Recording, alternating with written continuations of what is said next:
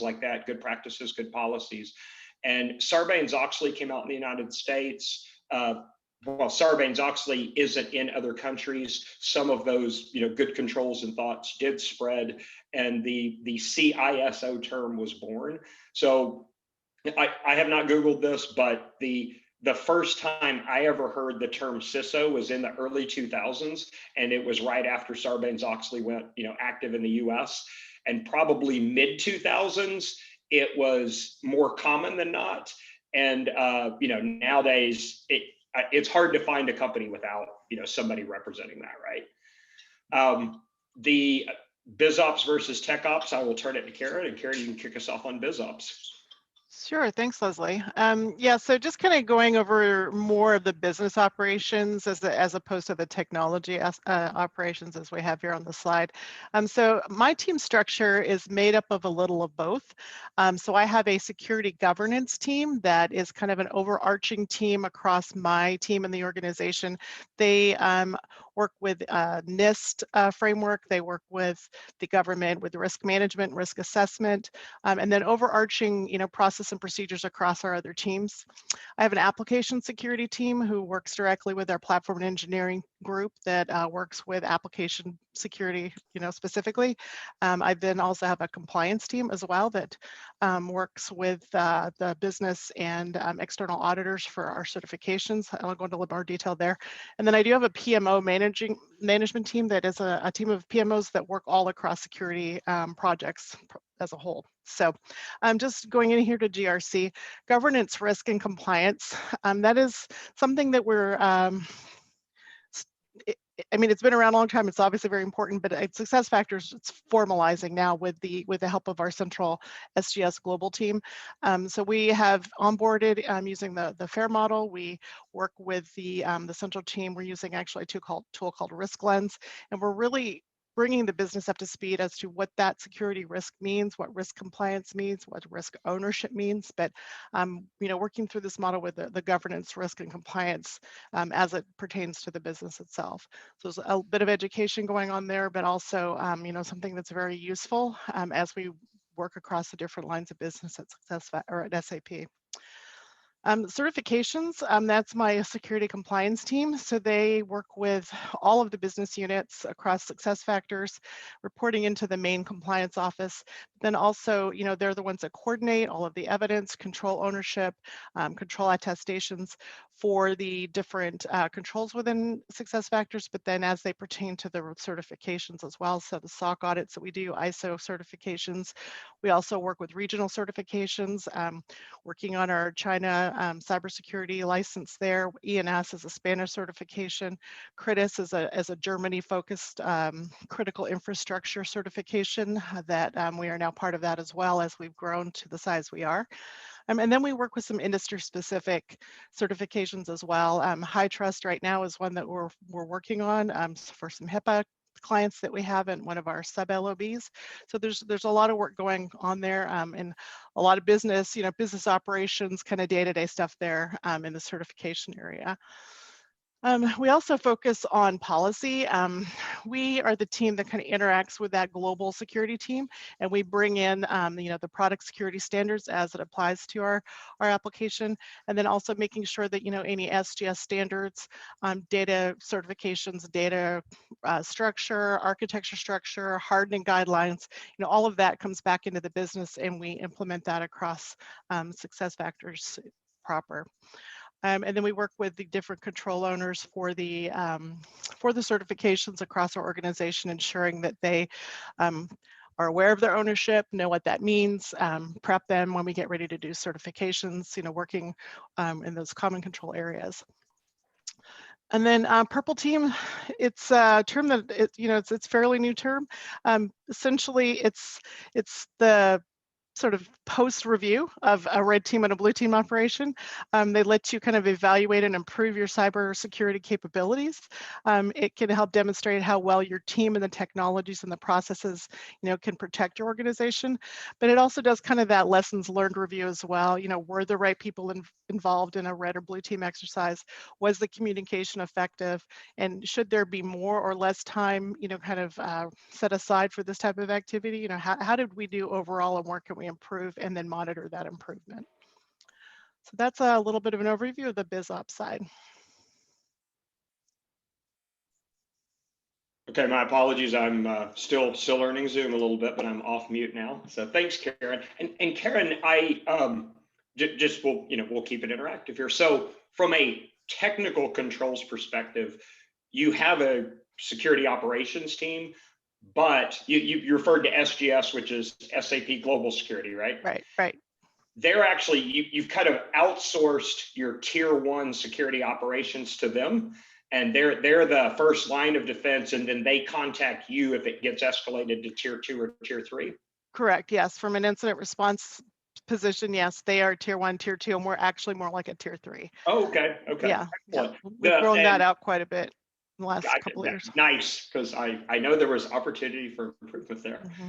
It's a good segue into tech ops. So Karen's background is the business side. She came out of a very, very structured environment. It's funny, as her and I have worked together, she's the one that says, Leslie, quit sharing shiny objects and actually focus on what we need to do.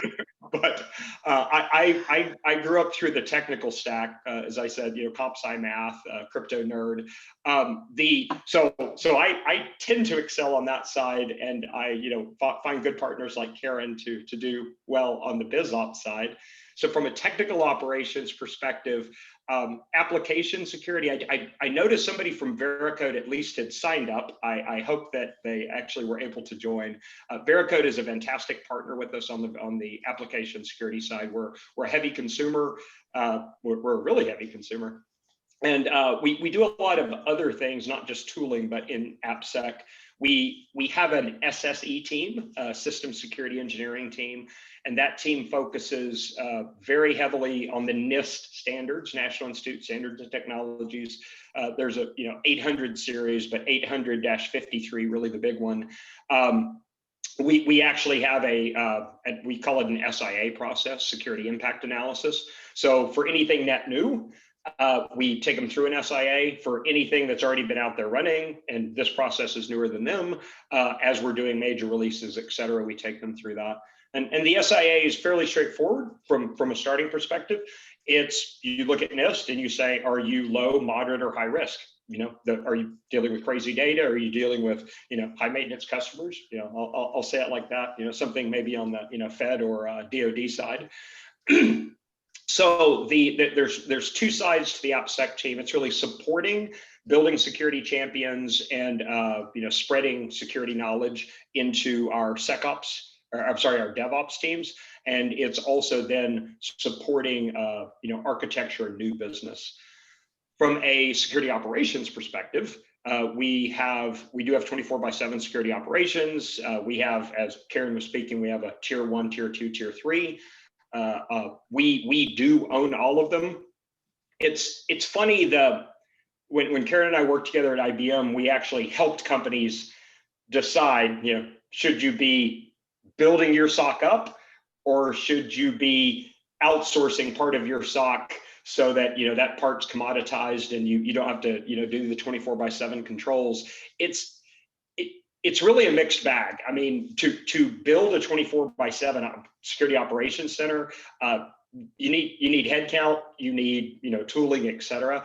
So every company makes a little bit different decision. We decided to stay in-house with it. We've been very successful with it, having it in-house. It gives some good control. But I'm not going to lie, the things that have been going on in India and the fact that we have 3 global centers, we have one in London, one in Montreal, and one in Pune, India, has shown the potential brittleness, right? We can handle 1 or 2 people being down, but if something bad would have happened and we would have had 5, 6, 7 people all at the same time, we would have had some coverage challenges. So just be cognizant of that as you're sitting down thinking about your security operations and what your coverage is. You do need a little bit of a diverse model, but there are times that it doesn't hurt to think about having a partner to help out. From a security tooling perspective, I spoke about Veracode already. I'm not plugging any tool over the others. I'm just kind of giving people a little bit of the landscape. We're a Rapid7 shop. We do a bit of Qualys in the cloud from a vulnerability management perspective on infrastructure and platform. We have a vulnerability management team also within our AppSec group. They do the standard reportings, help people work through, help people understand if something's more critical than it says or less, and supporting the vulnerability management standard. On red team and blue team, typically when you start out doing the teaming, you start with a red team, and it's basically it's pen testing on steroids. But what people really do is pen testing is this. Here's a box. Go try to get into that box and go see what the problems are around the edge of the box.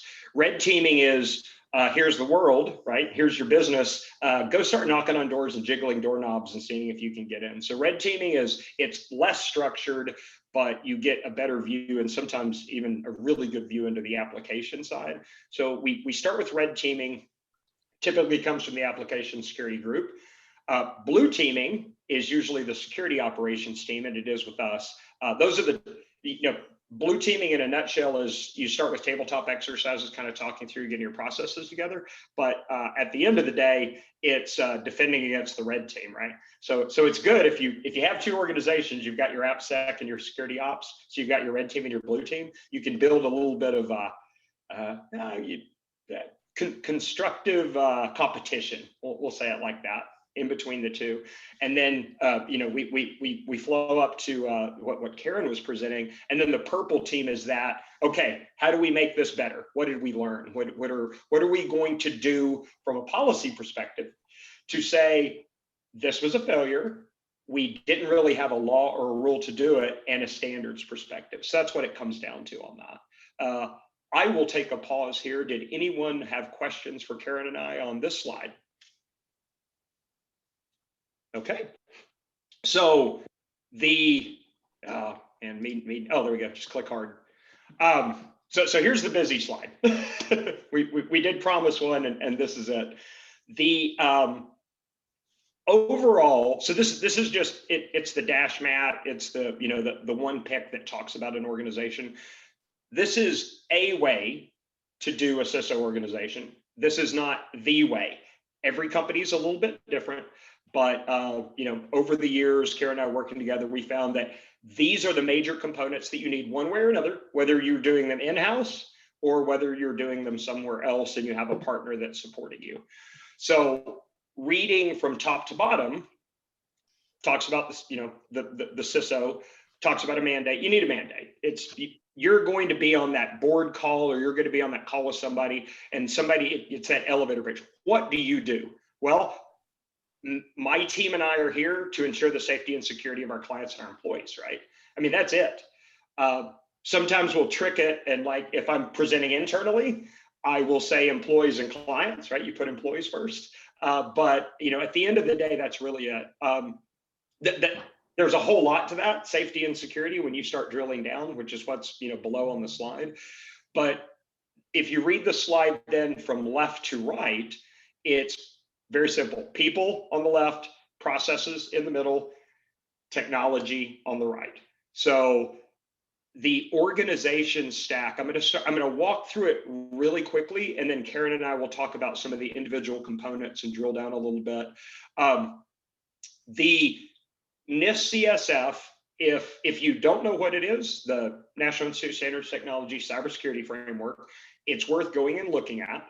It is a very good, I call it top down. Other people may have a different opinion, but it's a very good top down look at the way security can, and a good way to structure it and make sure you're not missing things.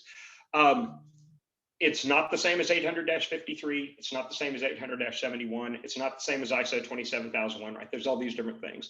But at the end of the day, it gives you five areas to focus on. They call them functions: identify, protect, detect, respond, recover.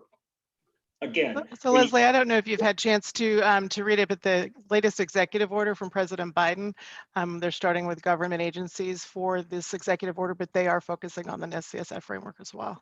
Nice. I saw it. I saw the headline. I didn't read the details. That's awesome. So very cool. It's been around. I should know this off the top of my head, and I don't. It's been around at least 5-6 years, maybe even 7 or 8. There's some good presentation material. There's also good material that you can download. And I got to remember, it's function, sub-function, and then they're not controls. There's something else, subcategories. I think there's 108, but the one I always go to is the very first thing in the very first category is asset management. So many times I've been on a call, I've been in a conversation, I've been talking about budget, and somebody said, man, if we just knew all the assets, we knew who owned them, and then we would know who to tell to patch, or who to open a ticket to, or who owns this vulnerability, or we could even report up, hey, it's costing us so much to do this business because we have all these systems, et cetera. So asset management is, and it really shows how security is not just in the security org, it's all these feelers that need to be in the rest of the IT org. So I could spend an hour just on asset management, so I'll stop. But anyway, NIST framework is a good thing to look at. The alignment of this slide is to that framework. I will start in the middle on the Cyber Fusion Center. You have 2 functions. We spoke about them at a high level in the previous slide. You have roughly kind of the application security side, and you have the security operations side. Another way to think about that is a lot of times we focus on infrastructure as a service, platform as a service, and then software as a service. The security operations team, a lot of the time is focusing on the infrastructure and platform level, although they should be focusing on, the application level also, the software level. And the application security team is focusing more on the software as a service. The concept of a Cyber Fusion Center, there are different definitions, but the biggest piece is this. You need all of that in some type of monitoring, some type of management, some type of proactive getting better. The protect, detect, and respond function, PDR, within NIST really align well to them. Not perfectly, there's some stuff out of some of the other that gives a little overlap, but Cyber Fusion Center, having a security intelligence and operations team, intelligence, making sure that you're focused looking forward on your threats, having a security development operations team, a little bit of a play on words there. I'll spend just a moment, and I promise, Karen, I'll get to let you get to GRC, but so just a moment on the SDO term. Many of us, as we've grown up over the years, have built SOCs. We've seen security operations grow. We have our tier 1, tier 2, tier 3. At the end of the day, as we're cloudifying and moving to a DevOps model, the term has come up, DevSecOps. A lot of debate around when you have development operations, meaning that people that are developing are also doing the operations or some of it. How does security fit in? And it should. So security champions is kind of a bridge that people have used, and it's putting security into the development teams. There's also development teams that do part of their own security, and it's often referred to as DevSecOps. SecDevOps is a play on words. What we've done is said DevSecOps lives in the IT group, SecDevOps lives within the security team. It's a little goofy, but the bottom line is this. At some point, everyone has the conversation of where should security be? Who should own security? What are the roles and responsibilities? Who's accountable? And you need to find the right way to support the business. We have 2 fairly large verticals within Nuance. One of them is pretty much Cloud 2.0. One of them, it has a bit of tech debt. They're on the process of uplifting. They're more Cloud 1.0. But for the one that has been cloudified, that is a bit more mature and is taking the journey, they have a DevSecOps model, and they help us at the tier 3 level in security operations. For the one that has not, it's more the SecDevOps model. So I've probably beat this to death. I'm just going to take a breath and put myself on mute for a moment and let Karen talk about GRC. Then we'll talk about tooling. Then we'll expand out to the recover and the strategy. Go ahead, Karen. Great, thanks, Leslie. Now, it's a very important topic because I do face that pretty much daily. The definition between those two. DevOps is the bringing the security to that DevOps team and making sure that they implement it. And that last part is key. You can bring them information all day long, but if they don't follow or don't implement, it's really nothing, right? It's just a bunch of words. So that is a daily battle that we fight on that DevOps side. They've just got a ton of priorities, a ton of things that they're working on, and you just have to keep banging that security drum to make sure that you're top of their inbox and top of their to-do list. So that is a daily struggle for us as well. So going back to the identify piece here, the government's risk. Excuse me, compliance. This is back to where I was talking about on the certification and oversight of that security governance group. So again, we're tracking the security policies and the standards. We're making sure that any initiative or any new mandates that are coming in this direction get implemented across the business. There's that governance role. The purple teaming piece, again, making sure to, to what I've mentioned and what Leslie's mentioned, that anything that was kind of brought to attention during that red team exercise is, why was it a gap? What happened? Where can we improve? Where can we document? Where can we get better?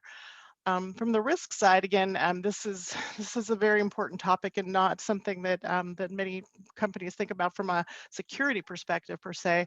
But this, being able to use, like I said before, we went with a FAIR model. It's a quantitative risk assessment, which has more impact on the business when you can give them a dollar figure associated with a security risk, rather than just saying this is a risk and this is a level of risk, right? So if you could actually apply a number to it, it has a lot more impact and a lot more valuable information as well. So we are, again, like I said, working with the business, quantifying those risks as they pertain to security, and then communicating those out and up to the executive board as well. Compliance is very important for us as a SaaS company and also for our customers. Customers are very interested in what our certifications are, what are the recent, making sure that we stay up to date on those, any findings that we have, how we're addressing those. So that is a very important function of what we do as well, making sure that we comply to everything, have all the information available for our clients. We have to get a lot of questions from our customer engagement executives as well. They're very focused on what those are and how they're progressing. From compliance, I guess compliance and certification, again, back to the different types of the certifications, the regional, the business specific, and then the global ones that people are interested in. And then from the sales enablement piece, we do support a lot of the requests coming in from our customer engagement executives that typically have to do something with RFPs. We have customers that have specific security questionnaires as part of those RFPs, so we help them in completing that. We also, when we start to work with some of the government entities, they have a very detailed security questionnaire, and sometimes also equivalent to sort of a mini audit when it comes to filling out the security compliance questions that they have as well. So giving them information back to that sales team for anything associated with that, but then also any contract deviations. So we get a lot of questions coming in on renewals and new contracts, if there's any security deviations or security requirements that customers are asking to put in a contract. So we've had a big effort to centralize that as well over the last couple of years at SAP and SuccessFactors. So we have a central security contract group that is pulling all that information together so that we can reuse and track those deviations from our standard contracts as well. So that's a really hot topic as well, and we're made a lot of progress in that area at SuccessFactors. Oh, very nice. Thanks, Karen. And you guys, and it's public information, so nothing shared. You guys are a big ISO 27001 as well as SOC 2 Type 2 shop, right? Yeah. You have it. Yep. You have it globally. I mean, just about, if not everywhere, right? Yes. Yeah. And we have the 17 and 18 as well. Wow. Oh, wow. Very nice. That is. We're not there yet, but we are on that journey. So very nice. I'll talk about the bottom and the top box quickly. I don't want to downplay the recover function GPS, but a lot of people get this. So global protection services. So crisis management, huge deal, especially, these days, right? Who of us thought, back in February that we would all be going remote, almost immediately. I don't know if anyone from Everbridge is on, but a shout out to them. They're a fantastic partner. The last time I presented was actually in their offices way back when. They are a critical event management system. The, business continuity planning, business impact analysis, disaster recovery. People aren't graduating college saying, man, I want to be a disaster recovery expert. I mean, it's not sexy in security, right? But it's necessary. It's a very, very real component. And people have to take a step back and sit down and do it.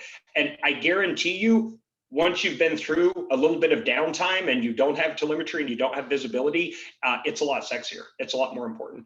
So lastly, I'll go just right up to the very top where it says strategy, transformation, and innovation. This was the last component I added into my organization. And this is shift left is so overused, but as we shift left and get closer to dealing exactly what Karen was talking about, it's in the contracts. It's what are we signing up for? Because at the end of the day, all the other stuff's going to be much harder if we don't have our eyes on it at the very beginning. And that's really the concept of strategy, transformation, and innovation. Helping and that's what we've done, Leslie. Just sorry to interrupt you, but it was always, security was always like an 11th hour negotiation tool, and it absolutely shouldn't be. This new process that we put in place is we're way further up that sales pipeline and integrated at the beginning. Yeah, it's made a huge improvement. Yeah, we always remember Corey at IBM. He always did the plan, build, run. That was his thing. PBR, plan, build, run, plan, build, run. And that's typically how I describe it. I'm like, you know what? We in security run pretty well, right? We know how to get stuff up and running and keep it going. On the build side, sometimes we could probably architect a little better, et cetera. But people like me that come from the technical side, we're horrible planners. And we tend to inherit messes. And that's one of the reasons that it's so great to have the Biz Ops side and people with that discipline, because the more proactive you are, the less reactive you have to be. So, very cool. Okay, we just have a couple more slides and some fun, exciting things to talk about. But this was really the meat of the conversation, what the structure is, et cetera. There's some tooling, on the very left in the kind of greenish color. You need a risk management system. If it's Excel, that's fine, but you need something, just different things like that. But we'll take a pause here for just a moment before we advance. Any questions on the slide? Anything for Karen or myself? Okay. I had a question on this one. Leslie, you mentioned asset management is really important. I'm struggling to find it on here. So it's we don't represent it as a tool. When you think about asset management, it's really within your ISMS. That's where you're kind of calling it out. But from a tooling perspective, the most important thing to think about from an asset management perspective is all these tools that you have. So if you look at, we'll just do protect, detect, and respond because they're the biggest integrators with it. Vulnerability management, EDR, SIM, perimeter protection, that's where all your critical asset identification is. That's where you're finding the systems that are most important to get telemetry on. And that's where you're finding the alerts that are going to be the highest alerts, right? If I'll use an example. We run a Rapid7 scan, we hand it to the IT department, and we say, you have all these vulnerabilities, please go fix them. The IT department comes back and they said, hey, thanks for all this great information. Turns out those systems are embedded so far down that nobody could ever get at them. Could you please not say this is critical and only say this is a high, right?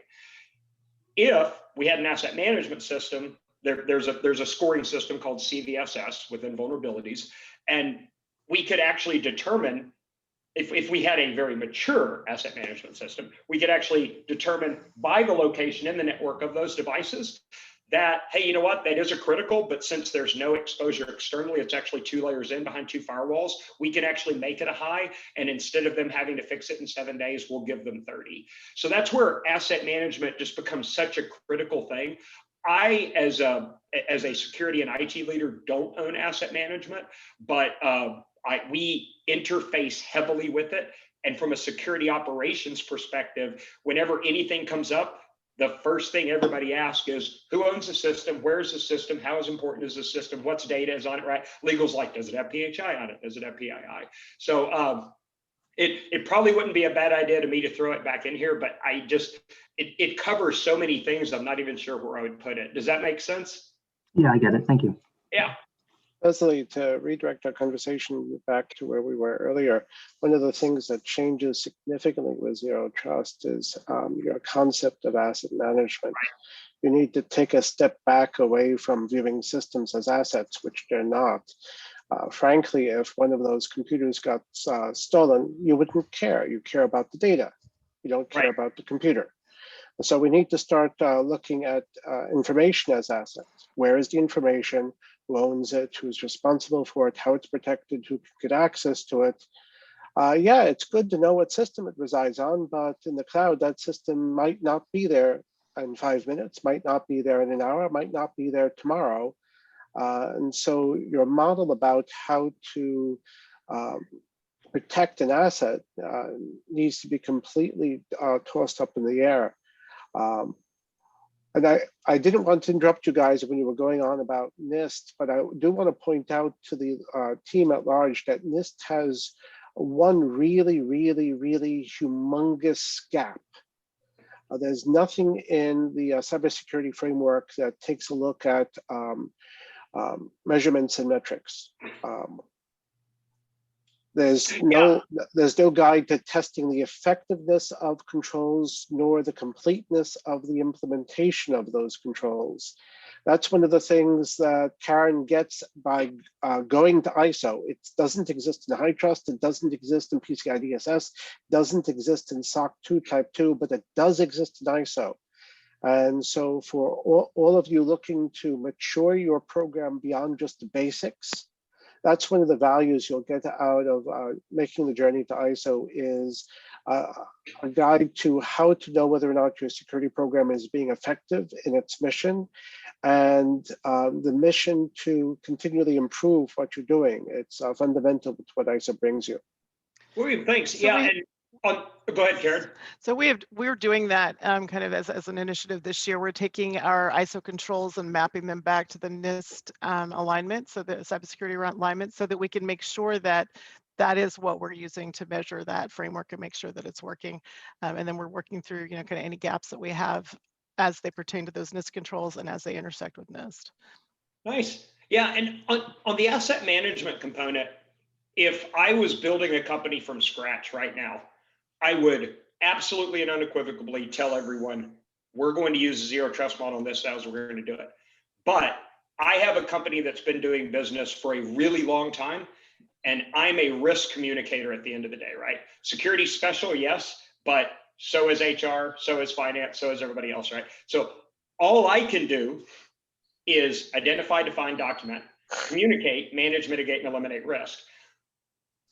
There's no way I am going to be able to skip over having asset management and go directly to zero trust. So I would encourage everyone to take a look at where you are in your journey.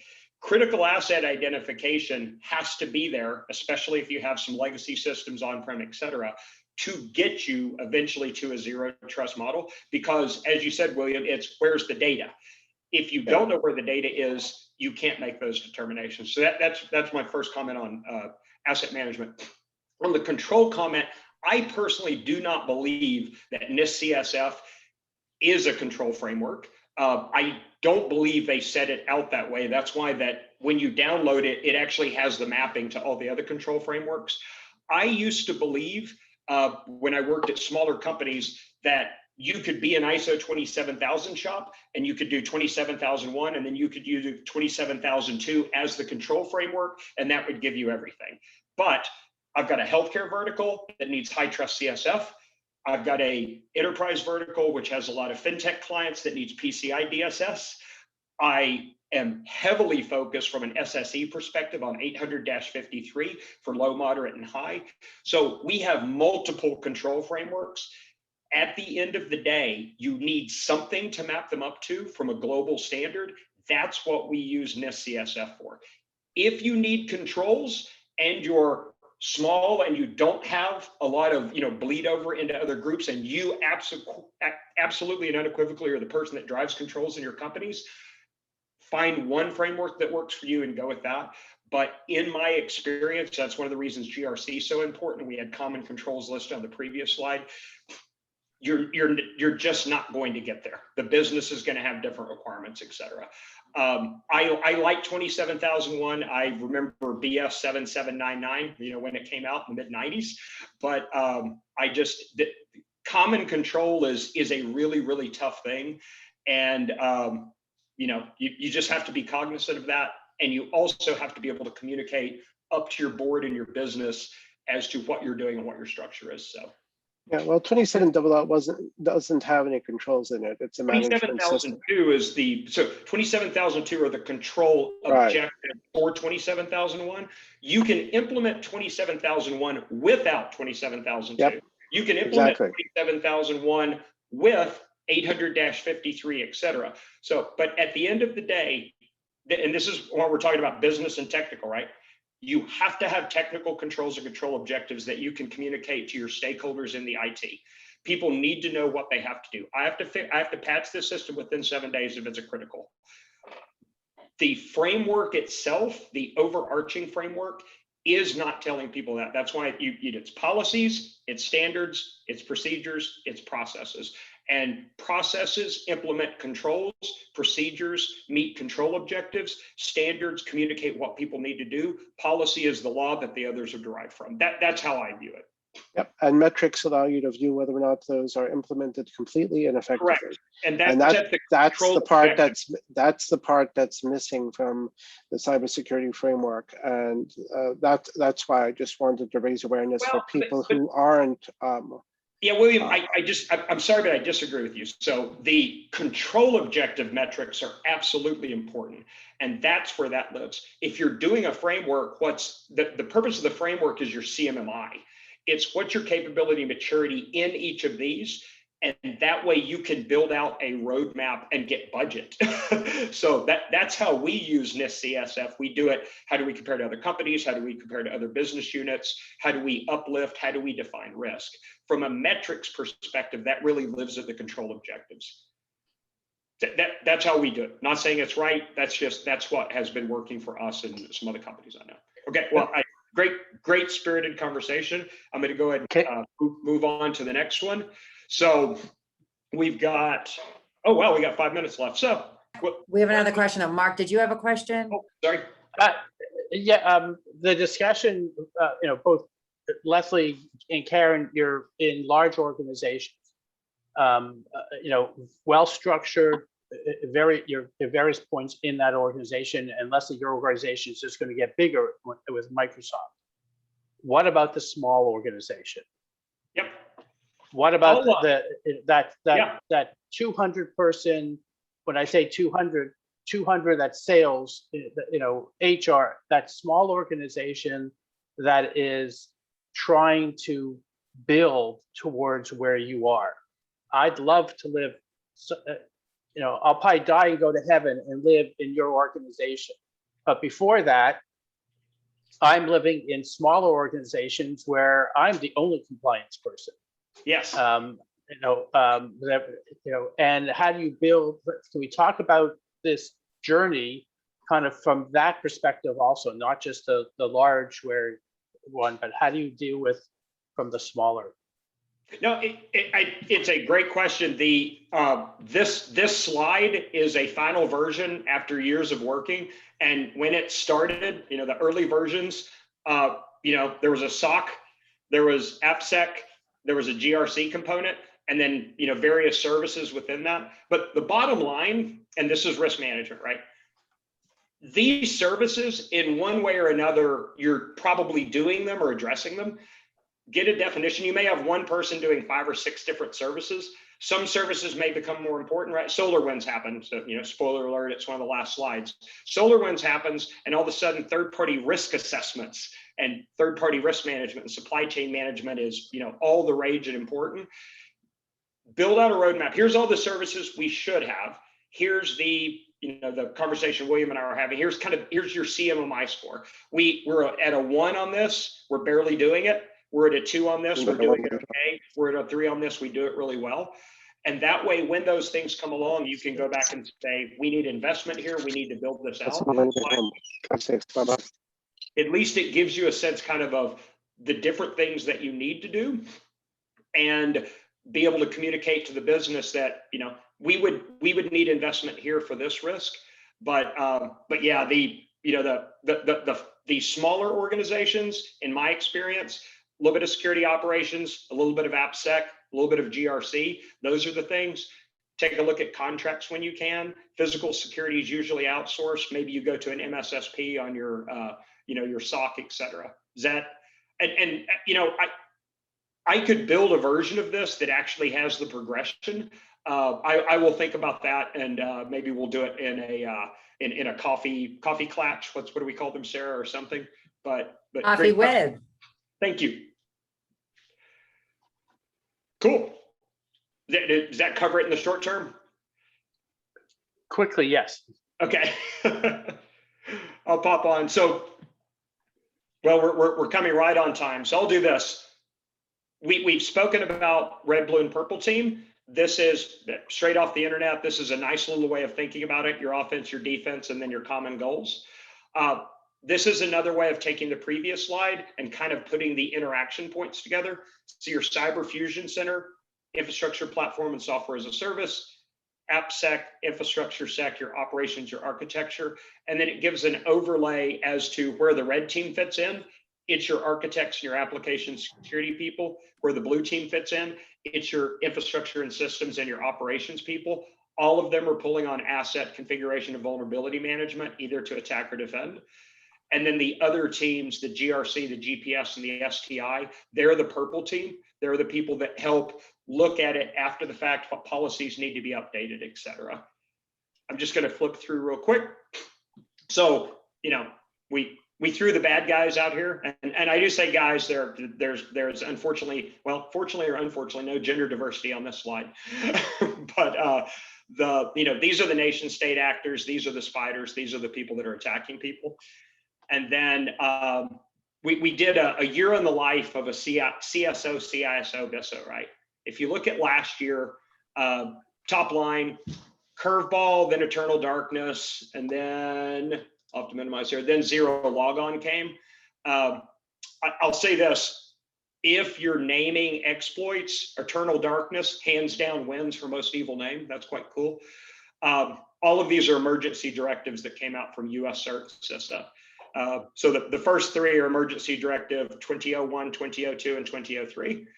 Emergency directive 2004 was the ransomware activity targeting healthcare and public sector. And then, as I'm sure all of us know, around December timeframe, the SolarWinds emergency directive came out.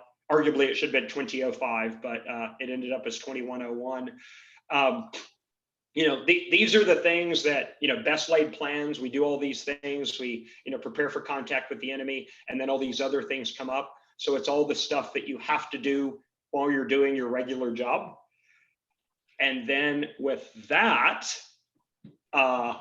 I will take a breath, and I'll just say we killed it, but we ran right up against time. It's funny, it was 7 slides, and Karen and I are like, oh, we got an hour, or 7 slides could be enough. And so I will say that was fantastic. Thank you, Karen. Thank you, Leslie. I know people are dropping quickly. They probably all have 10 o'clock calls. So very quickly, Leslie and Karen are making these slides available.